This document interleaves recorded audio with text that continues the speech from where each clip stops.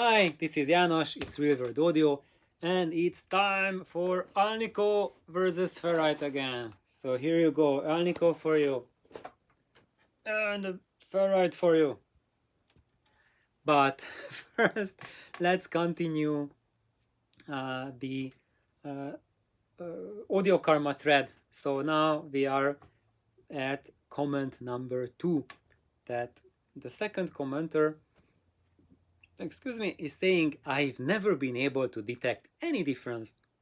I have JBL L88 speakers with the infamous 1238 driver, an excellent driver to be sure, and the only differences I detect I attribute totally to the cone design and construction. This is not to say that voice coil design and other things don't play a role, but if you swapped out the cone only, you would most certainly change the characteristic of the driver. He's totally right. There's like so many aspects of driver construction that when you compare two drivers, there's just so many differences that the magnetic circuit, the motor, is just one of the many parameters, and that's why if you want to have an idea what's the difference between ferrite motors and Alnico motors, you really need to build up an experience basis of listening a multitude of ferrites and a multitude of Alnicos, and after you heard a bunch of them in different systems, different rooms, same setup, etc., etc., combinations, then you will, after decades, will find your ears will pick up commonalities between them. That you, when you know like how what a cone shape does to the sound, what the type of the cone, like whether it's a paper cone or plastic or Kevlar, whatever, what type of sonic signature that imparts to the sound, uh, the room, what does it do, the cabinet, everything makes a tremendous difference. And after a while, uh, I was able to find commonalities between all my Alnico drivers that mark them different from the ferrites. And it doesn't mean that the Alnicos are just automatically better or worse than the ferrites, but they have something in them that ferrites don't have, or I would say have to a much lower degree. And what that is, I will share a little later. But now let's continue reading this comment. And at one time, Alnico was a very viable solution, but times have changed and other magnets are used that not only function better, but are less susceptible to demagnetization due to jarring, severe loads, high wattage, etc. So actually, these comments is all proper, and when you read like marketing texts, they say almost verbatim the same thing, that Alnico is not a viable solution or has not changed, ceased to be viable for a time, like in the 70s, when they had to close down the Congo cobalt mines. Then the supply of cobalt just dried up, so the manufacturers were forced to look for another material to use in their drivers. That's why they started using ferrite, which is a ceramic material that has rust in it. It's like rust ceramics. That's ferrite magnet, and and also, so first it was just a lack of supply. That's why they had no choice but to change, and now there are new cobalt mines, and the African cobalt mines are accessible to. China is producing a lot of cobalt, so now times change. So again, there are lots of new drivers using Alnico magnets coming out, and and yeah. So times are constantly changing, and now we are seeing another change in the times, and Alnico is coming back. And of course, all this thread is about, is there reality behind this, or is it just some nuts fueling it who are burning their money for something that's not doesn't exist? Is just like saying, oh, I got an Alnico magnets in my speakers, come on, mine are better than yours. But which is it's kind of like, I think it's really stupid to show off with gear. And on myself, if anyone is showing off with their gear, I'm not impressed. So if someone says, okay, I have a $10 million system, like, whatever. Okay, I listen to it, but if it doesn't sound good, I don't care how much you spent on it. Or if it's like cost, you put it together for $50, maybe you just like garage sale finds and you tweak them, modify them, and it sounds great. To me, that's it's something much more than whatever pedigree you are saying. So I'm not going by reputation when I hear anything. I'm not impressed by any of these things. I just listen for things, and if it's to my taste, suitable, I like it, I use it. That's it. So that's why I'm just really like people are so much into this hype mode, and what is hype, what is da da da. It's and that's the focus. Don't make this your focus. Don't just waste your time. It's useless. Just listen to things, and what works for you the better, use it, and the rest can go and play, as MC Hammer said. So, and here, the last thing that he said here in this text, not MC Hammer, but a poster whose moniker was Copa 1934, says that the new magnets are less susceptible to demagnetization due to jarring and severe loads, high wattage. And that's something absolutely true, that ferrite magnets are, you can abuse the ferrite magnets much better, and that top bananas for the PA industry. So for roadies, they love ceramic magnets, they love the ferrite magnets, because you can put the speakers in the back of the truck. You can throw them up, they're fine. You can hold them up, kick them up on the stage. The Aerosmith is banging it, and then they topple over, because like his leg gets caught up in the microphone cable and topples over the speaker, which is like putting out like 500 watts of juice to the audience, and then he knocks it over, bang, like it's super hot, falls down, and it survives that beating. Or there's maybe like the stage manager comes up after the concert, and he just maybe like drops the speakers, and those speakers that are used in concerts get severe beating, and also they get severe power dumped on them, because there's like tens of thousands in the audience who need like very high level output to get any volume for them. But this is not high-end audio. That's not the end of refinement.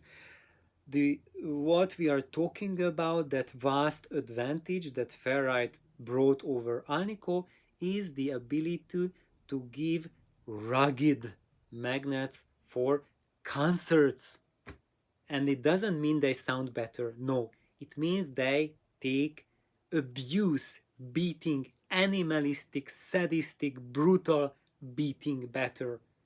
And in your home, that never ever happens. I really hope it doesn't happen, unless someone has psychological issues, and I never met an audiophile who is jarring his speakers, or I don't know, and it's like cranking up the amp as high as he can, and then he starts shaking, and it's not an issue for audiophiles. Me. And also, well, okay, I am not going to spend any more on that. Next comment. Magnetic field of Alnico is different from that of the ferrite, neodymium, etc. So it does cause the motor to act differently than the others, but there is nothing to say it is superior to the others. Okay, so my comment of that yes, I can concur that the magnetic field generated by Alnico motors is different completely from ferrite and neodymium motors. Why? Because the motor structure is totally different. I already have a video or two about that, explaining for half an hour those differences. I think you can look that up, and you can see for yourself the physics behind it. It's not just like whether it's like that or not. No, it's hard fact, and you can look into it if you want to. And and he says, but there's nothing to say it's superior than the others. And what do we mean by superior? What's your definition of superior?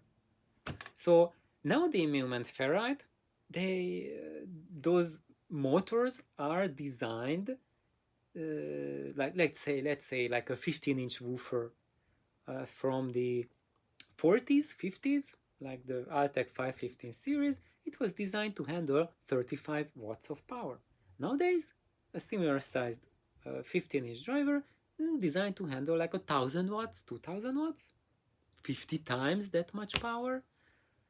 Needless to say that the SPL they are playing at is approximately similar. So dB wise, output wise, you are not getting much more from today's speaker. It's just now the modern driver is optimized for a device that puts out a shitload of current. And that older driver was optimized for a device that put out much lower output but much cleaner, much purer. So this is the big difference. So if you want your driver to work the best with the modern system, then you have to use ceramic driver. If you want your loudspeaker to work best with a purist system, use the Alnico that was designed in the 50s. And the difference is not just the magnet type between them, but the philosophy of how the drivers were made, how the suspension was made, and everything. It's not just the motor, although the motor, I would say that's the heart of the design, but you need a whole body around the heart to make it work. So there it is. Next comment. It just costs more to make and has fallen out of favor by the manufacturers because of it. He's talking about Alnico here. Oddly, I can easily hear the differences between an Alnico and ceramic guitar pickup. So there it is. He says that there are clear differences, but he doesn't specify which one he likes better. And that's how it is. Some people can clearly hear the differences, either with a pickup, which is the same thing, the magnet picking up the vibrations, and in a loudspeaker, that's the reverse, the magnet producing the vibrations. And when you talk to musicians, they can clearly tell that whether that driver is Alnico or not, whether the pickup is Alnico or not. And each has their favorites, what they want, and each of them will tell you which is superior based on their own perception. So that's why if you want to decide it for yourself, you have to hear it for yourself to find out which is the one you prefer. Okay, next comment. Everything imparts a sound, and the magnet type might also. As a former performing guitar player and mature sound engineer, I know the tube amp guitar purist insists on tube amps and Alnico drivers. I can agree with him. I have a guitar player friend, and yes, he also insists on that Alnico driver and tube amp. You remember the Fender amplifier I showed? That's his amp, and he's really big on Alnico. And But I agree with you. If they were special sauce, you would for sure see top manufacturers all using them. I mean, it's not like cost is an issue with 20k speakers. I would say, yes, it's still an issue. Because if you have a 20k speaker, that 20k speaker uses like a woofer that's in it that may be like a $500 woofer OEM. That's what the company is paying for it, or not even that much. And if they want an Alnico version of it, that's probably it could drive up the price like 2-3 times, and not because the magnet is that much more expensive, but because the production runs are so much lower because there's not that much demand for it, that extremely limited production run is going to drive up the prices. And the same model that's 20k for a Ferrite motor would end up like 25k for an Alnico motor. And you would say, oh, who cares, 20k, 25? But the companies do, and they do see the difference. If they jack up the prices by additional 5k, the sales go down a lot, even if it's a better model. But that price jump already places those speakers into a price bracket where most of the people who are looking for the 20k price, they cannot afford that 25k anymore. So so one of the main driving forces in audio is really prices. And you guys wouldn't believe, but companies are really like bending head backwards, just over like $1 parts in like even like $10,000 plus components, because they have to tighten their belts to survive and stay competitive. And a lot of the loudspeaker industry is about marketing, but it all boils down to how much you are paying for parts, and how much you can ask for from the customers, and how many are going to buy that. And the other thing, as I explained in my previous video, the 20k price range speakers, they are mostly low efficiency, high current speakers, and that technology doesn't work with Alnico. That technology requires ferrite or neodymium magnets. There you go. However, nowadays, like JBL and others, they are getting back to Alnico game, but those are very high efficiency speakers, and there you can use it, and there people hear it because they are using it with amplifiers that are capable of reading out that difference. It's like if you use high feedback amplifiers, those remove that low layer of information that the Alnico drivers can read out. So it's kind of like if you are not feeding the driver the information, you cannot make the distinction properly between Alnico and Ferrite. It's kind of like having a supercomputer, but no one puts in the data and doesn't load the program that would put it to use. And that's why you think, oh, it's just like a dumb calculator. Yeah, if you are running the calculator software on it, it will behave like a calculator. And that's what's happening with Alnico and Ferrite debate. Okay.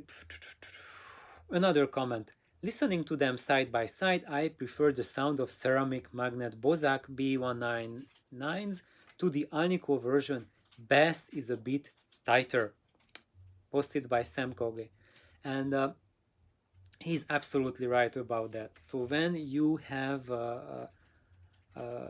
systems either with less revealing amplifier or even with more revealing amplifier, what most people at the first hearing would get is that the ceramic drivers have tighter bass.